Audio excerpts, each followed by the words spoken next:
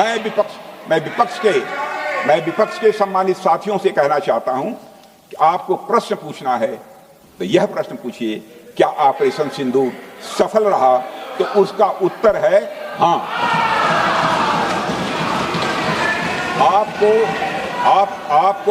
आपको प्रश्न पूछना है तो यह प्रश्न पूछिए कि जिन आतंकियों ने हमारी बहनों, हमारी बेटियों का सिंदूर मिटाया, क्या हमारी सेनाओं ने ऑपरेशन सिंदूर में उन आतंकियों के आकाओं को मिटाया? तो इसका उत्तर है हाँ।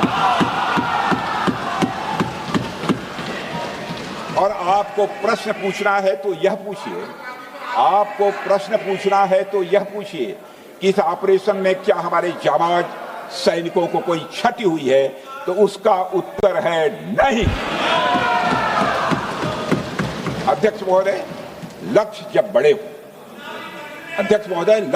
हो तो अपेक्षाकृत छोटे मुद्दों पर हमारा ध्यान नहीं जाना चाहिए। लक्ष्य बड़े हों तो छोटे मुद्दों पर, अपेक्षाकृत जो छोटे मुद्दे होते हैं कंपैरेटिवली, उन पर ध्यान नहीं जाना चाहिए, क्योंकि छोटे मुद्दों पर ही ध्यान देते रहने से देश की सुरक्षा और सैनिकों के सम्मान और उत्साह जैसे बड़े मुद्दों से ध्यान हट सकता है, जैसा कि विपक्ष के हमारे कुछ साथियों के साथ हो रहा है। अब चूंकि विपक्ष के मित्र ऑपरेशन सिंदूर को लेकर उचित प्रश्न नहीं पूछ पा रहे हैं, तो उन्हें मैं क्या बताऊं अध्यक्ष महोदय।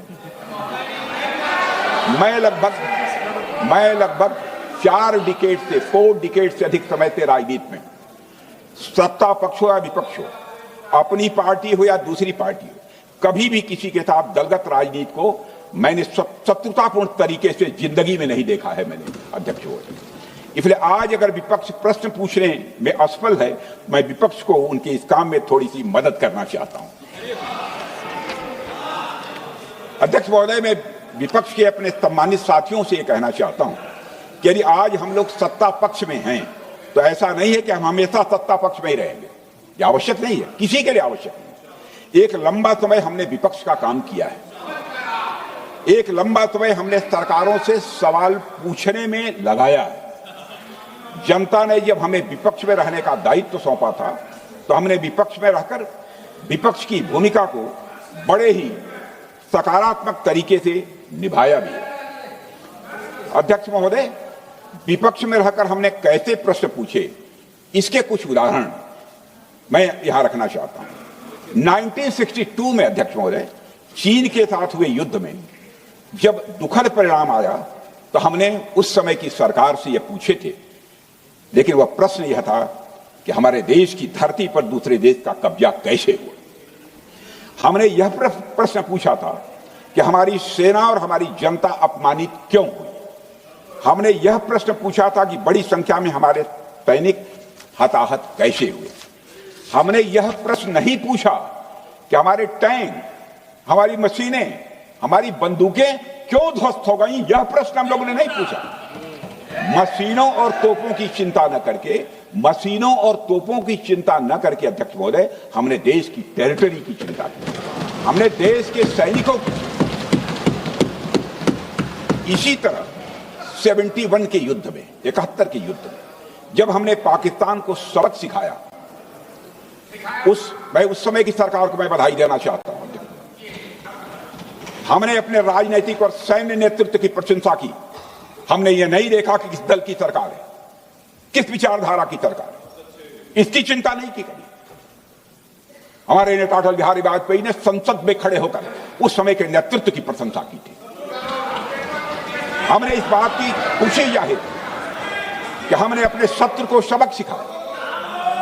हमने उस दौरान यह प्रश्न नहीं पूछा कि इस सबक सिखाने के दौरान में भारत के कितने प्लेन्स गिरे, भारत के कितने इक्विपमेंट्स बर्बाद हुए। यह प्रश्न अध्यक्ष महोदय उस समय भी हम लोगों ने नहीं पूछा।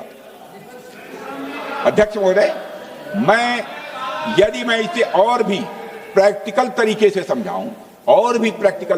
समझाऊं तो किसी भी परीक्षा के परिणाम में रिजल्ट मैटर करता है।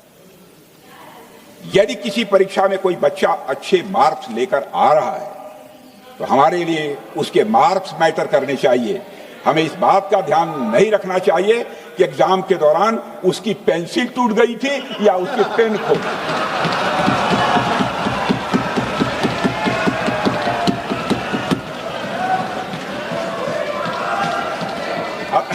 अध्यक्ष महोदय, अल्टीमेटली रिजल्ट मैटर करता है और रिजल्ट यह है, अध्यक्ष महोदय, अल्टीमेटली रिजल्ट मैटर करता है और रिजल्ट यह है अध्यक्ष महोदय कि ऑपरेशन सिंदूर के दौरान हमारी सेनाओं ने जो लक्ष्य निर्धारित किया था उन लक्ष्यों को पूर्ण रूप से प्राप्त करने में हमने कामयाबी हासिल की। अध्यक्ष महोदय, भारत हमेशा से पाकिस्तान सहित अपने पड़ोसी देशों से मित्रता और सौहार्द सहयोगपूर्ण संबंध का सदैव इच्छुक रहा है।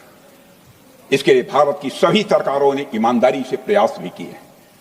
वह चाहे आदरणीय लाल बहादुर शास्त्री जी हों या अटल बिहारी वाजपेयी जी हों या हमारे स्वर्गीय मनमोहन सिंह जी हों या प्रधानमंत्री श्री नरेंद्र मोदी जी, सभी ने हमेशा चाहा है कि इस इलाके में शांति और समृद्धि बनी रहे।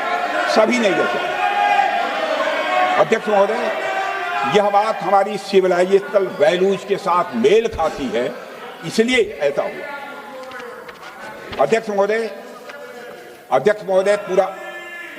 पूरा विश्व जानता है कि पूर्व प्रधानमंत्री से अटल बिहारी वाजपेयी जी ने शांति का संदेश लेकर 1999 में लाहौर बस यात्रा की थी। वह सिर्फ एक यात्रा नहीं थी, वह यात्रा भारत की संस्कृति और शांति की प्रतीक थी। यह हमारे भारत की प्रकृति थी। लाहौर पहुंचकर से अटल बिहारी वाजपेयी जी ने मीनारे पाकिस्तान पर विजिटर्स बुक में जो लिखा था, जिसका जिक्र लोग आज भी करते हैं, और उन्होंने लिखा था, उसकी मैं चर्चा करता हूं, उन्होंने लिखा था कि मीनारे पाकिस्तान से मैं पाकिस्तान की जनता को यह विश्वास दिलाना चाहता हूं कि भारत अस्थायी शांति और मित्रता का आकांक्षी है। मैंने पहले भी कहा है और फिर भी कहता हूं, एक स्थिर और समृद्ध पाकिस्तान भारत के हित में है, इसमें कोई संदेह नहीं होना चाहिए। अध्यक्ष महोदय, यह हमारी सोच थी, यह हमारी शांति की पहल थी। यह पहल हमारी हजारों साल पुरानी सांस्कृतिक चेतना, हमारी नैतिक शक्ति और हमारी सभ्यता के उन मूल्यों से निकली थी जो शांति को शक्ति मानती है। अध्यक्ष महोदय, लेकिन हमारे शांति के प्रयास को हमारी नाइविटी, उदारता या सरलता समझ लिया गया। जब हम शांति के लिए कदम बढ़ा रहे थे, उसी वक्त पाकिस्तान कारगिल में घुसपैठ की साजिश रच रहा था। हम दोस्ती के राह पर थे तो वो षड्यंत्र की राह पर था।